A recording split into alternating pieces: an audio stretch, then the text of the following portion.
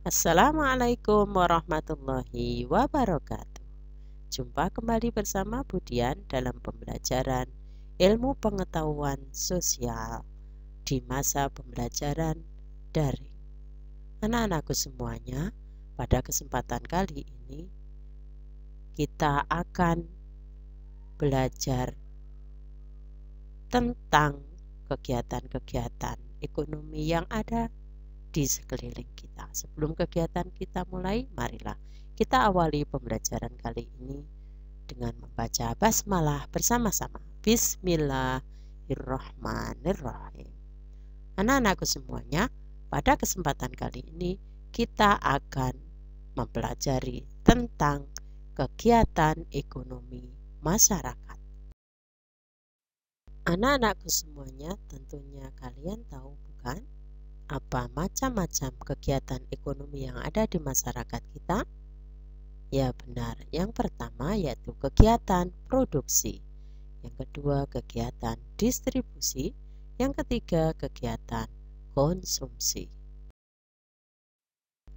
Adapun tujuan kegiatan ekonomi yang dilakukan oleh masyarakat, yang pertama adalah untuk dapat memenuhi kebutuhan setiap manusia.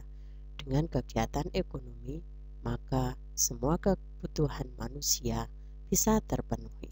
Yang kedua, untuk mensejahterakan masyarakat dan menambah daftar aktivitas serta menambah alat tukar untuk memenuhi kebutuhannya. Yang pertama, kegiatan ekonomi masyarakat yaitu produksi, yaitu kegiatan menghasilkan barang dalam rangka memenuhi kebutuhan hidup. Misalnya, pabrik tahu yang ada di sekitar rumahmu, atau pabrik atau home industry keripik tempe yang sedang populer di daerah kita, ataupun tempat-tempat produksi lainnya yang ada di sekeliling kita. Itu semuanya merupakan kegiatan yang bisa menghasilkan barang dengan tujuan untuk memenuhi kebutuhan hidup manusia. Adapun tujuan dari produksi ada dua. Yang pertama yaitu memenuhi kebutuhan masyarakat, yang kedua memperoleh keuntungan. Di samping tujuan, produksi juga mempunyai fungsi. Yang pertama yaitu menciptakan nilai guna, yang kedua menambah nilai guna. Setelah kegiatan produksi, kegiatan ekonomi selanjutnya adalah kegiatan distribusi. Distribusi adalah kegiatan yang menyalurkan hasil produksi dari produsen ke konsumen. Adapun pelaku dari distribusi yaitu distributor, yaitu orang yang melakukan distribusi atau pengiriman barang produksi ke konsumen.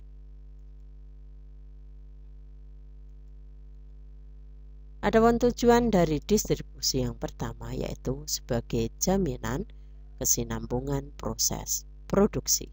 Yang kedua, sebagai jaminan produk sampai ke tangan konsumen. Tujuan distribusi yang ketiga, mempermudah konsumen mendapatkan barang dan jasa. Yang keempat, membuat barang dan jasa lebih bermanfaat. Yang kelima, pemerataan produk ke seluruh wilayah yang ada di Nusantara. Dengan adanya kegiatan distribusi, wilayah-wilayah pelosok yang ada di seluruh wilayah Nusantara kita akan bisa terpenuhi kebutuhan hidup mereka. Adapun manfaat dari distribusi yaitu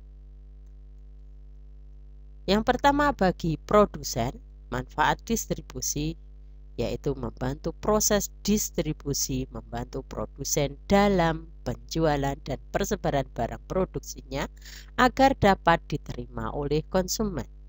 Adapun manfaat yang kedua bagi konsumen yaitu proses distribusi membantu mereka, yaitu para konsumen, mendapatkan barang yang dibutuhkan. Dengan adanya distributor yang mengangkut barang atau jasa kebutuhan konsumen dapat terpenuhi tanpa harus mendatangi lokasi produksi barang ataupun jasa.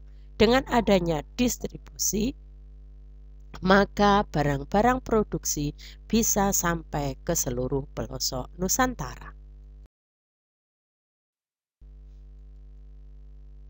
Kegiatan ekonomi yang ketiga yaitu konsumsi. Adapun arti dari konsumsi yaitu kegiatan menghabiskan atau mengurangi nilai guna barang dan jasa untuk memenuhi kebutuhan hidup. Kegiatan menggunakan barang-barang produksi atau disebut juga dengan kegiatan konsumsi.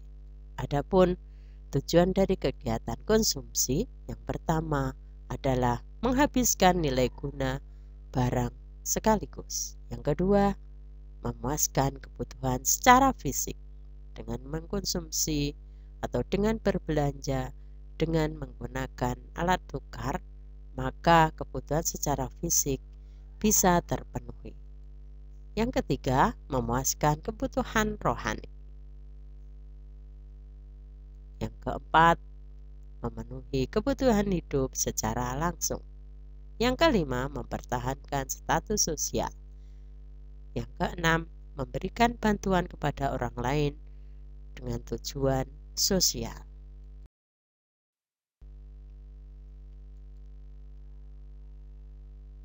Adapun cara menghargai pekerjaan orang lain sebagai bentuk kepedulian kita terhadap kegiatan ekonomi yang ada di sekeliling kita, yang pertama adalah tidak menghina orang karena pekerjaannya.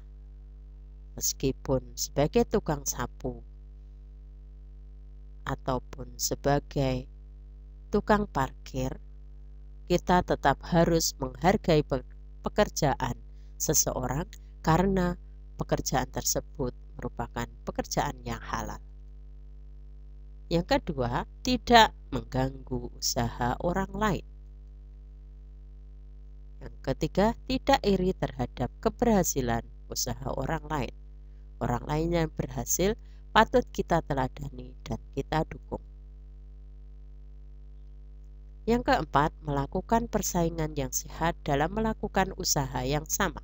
Misalnya, tidak boleh merusak harga untuk menarik pelanggan. Yang kelima, jika kita sudah berhasil, kita sebaiknya membantu usaha orang lain. Demikian tadi anak-anakku semuanya, kegiatan-kegiatan ekonomi yang ada di lingkungan masyarakat kita serta cara menghargai pekerjaan orang lain sebagai bentuk penghormatan terhadap kegiatan ekonomi yang dilakukan di masyarakat. Terima kasih sudah menyimak pembelajaran pada kali ini. Sesudah pembelajaran kita pada hari ini, marilah kita tutup pembelajaran kita pada pagi hari ini dengan membaca hamdalah bersama-sama. Alhamdulillahirabbil alamin. Hiasilah selalu rumah kita dengan lantunan ayat-ayat suci Al-Quran, selalu sholat berjamaah bersama keluarga. Jangan lupa lakukan cuci tangan pakai sabun CTBS setiap selesai beraktivitas dan terapkan selalu pola hidup bersih dan sehat PHBS dimanapun berada. Billahi taufiq wal hidayah. Assalamualaikum warahmatullahi wabarakatuh.